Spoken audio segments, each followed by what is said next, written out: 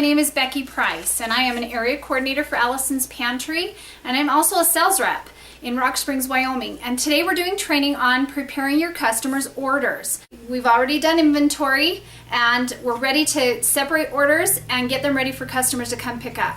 So what I want to start with first is I want to show you what an invoice will look like that you're going to use to pull orders. Here is an invoice from our online ordering program, which we call Portals. I want to show you how this invoice is organized.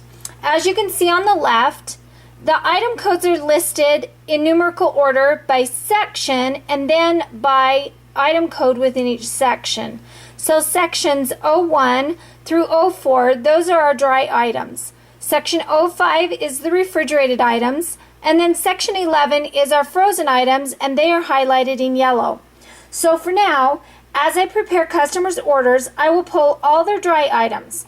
The refrigerated items and the frozen items will of course be pulled when the customers come to get their orders. I've got all my product out so I can find this product very easily. So I've got Plentiful Pantry lemon bars, one of them. I've got key lime cheesecake bars, one of them. Chedester Blondie brownies, one of them.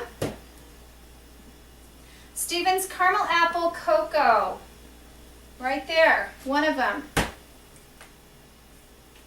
Okay, sunflower pasta, right here, one of them. And Stevens citrus and spice, right there, wassail. And that's all her dry. Here's a customer's invoice after pulling their dry items. As you can see in the received column, I wrote the quantity of each dry item as I pulled it for the customer.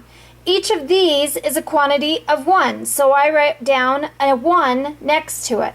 If they had ordered 2, it would have shown a quantity of 2, and I would have pulled 2 of that item and then wrote the number 2 next to it. So by doing this, I can keep track of what I have pulled for this customer and make sure I have pulled the correct quantities for each item. Next step is I look at all these boxes, and you can't see them, but I have all my boxes that I've emptied out in the corner. And now I can look at her order, kind of guess from her frozen stuff just about how big of a box I'm going to need. So I'm going to grab a box. And I'm going to load her product into the box.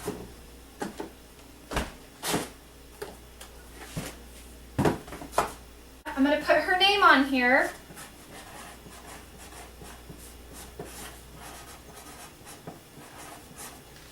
Okay, I'm going to give her the next due catalog.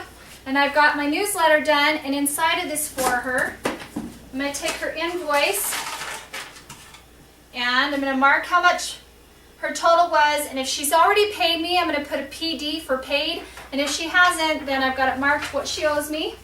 Put it in the box. If I'm going to do any kind of a dry sample that I can put it in here, something that's prepackaged, I'm going to put the sample in here also.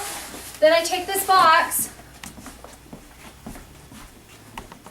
and I bring it over and I stick it on my shelf, and her order is now ready to go.